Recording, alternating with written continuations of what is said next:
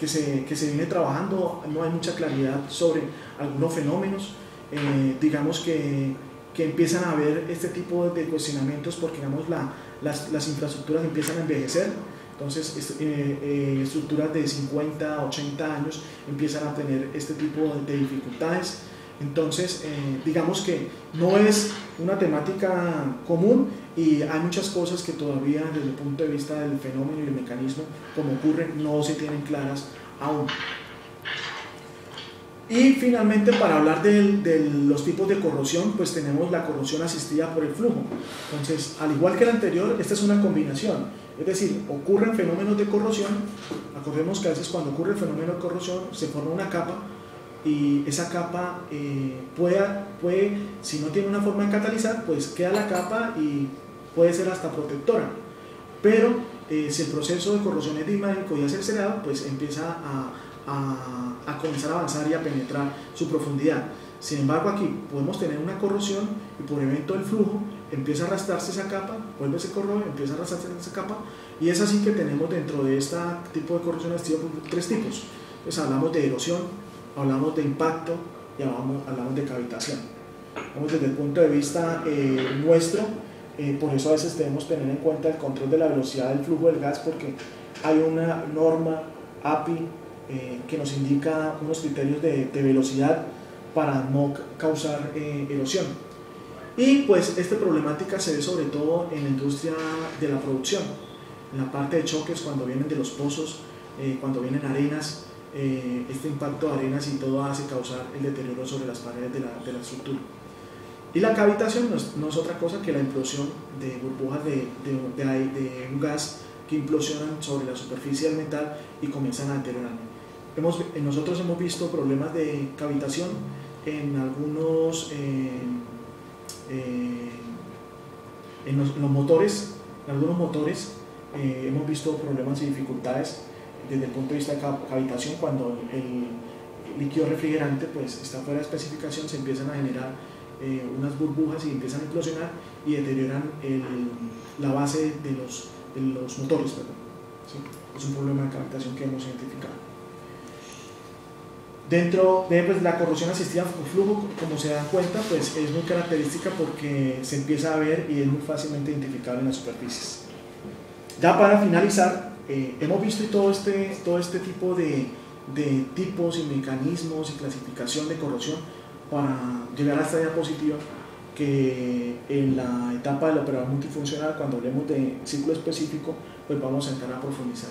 Entonces, lo importante de esto es el control y la mitigación.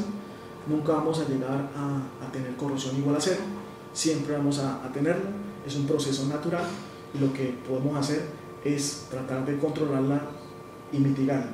Entonces, ¿cómo la mitigamos? Desde el mismo proceso de diseño. Por eso es muy importante que en la parte del diseño y la construcción de toda la infraestructura siempre esté presente este tema de que haya alguien competente para que lidere estos procesos, para que haga una buena selección de materiales, para que durante la construcción no se vaya a generar daños al recubrimiento que puedan causar puntos de corrosión, para que no se vaya a combinar metales disímiles y se creen celdas galvánicas, para que se presenten los mejores esquemas de drenaje, para que dentro de la construcción se tengan los mecanismos de lanzamiento de trampas para hacer el lanzamiento y recibo de herramientas limpiadoras internas. Entonces es bien importante que desde la etapa de diseño se tenga conceptuada la parte de corrosión, porque esto va a repercutir durante la operación y el mantenimiento.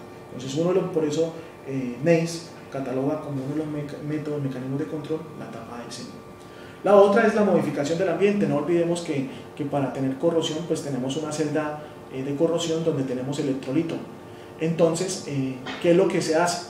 Es alterar alguna de esas variables, sobre todo la parte del electrolito. Entonces, en la industria, sobre todo de producción, lo que se hace es modificar ese ambiente a través de química, es decir, podemos adicionar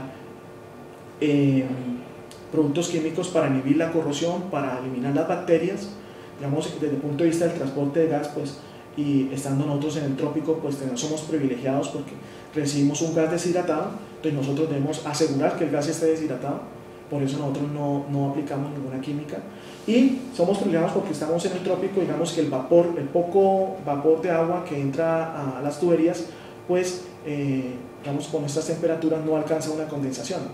En países donde pues, se presentan estaciones, los transportadores, así como nosotros, pues durante sus épocas de invierno, pues ese vapor, por pequeño que sea, se les puede condensar y lo que hacen es tener agua libre y tener corrosión, y ellos sí aplican química.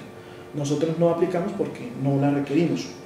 Sin embargo, es tener en cuenta la importancia de pues, asegurar que nuestro gas esté deshidratado y pues, mantener los controles y exigencias del RUT respecto a los contaminantes de CO2 y H2S. Entonces, ustedes se han dado cuenta, por ejemplo, en el caso de Villavicencio, en algunos momentos donde hemos tenido que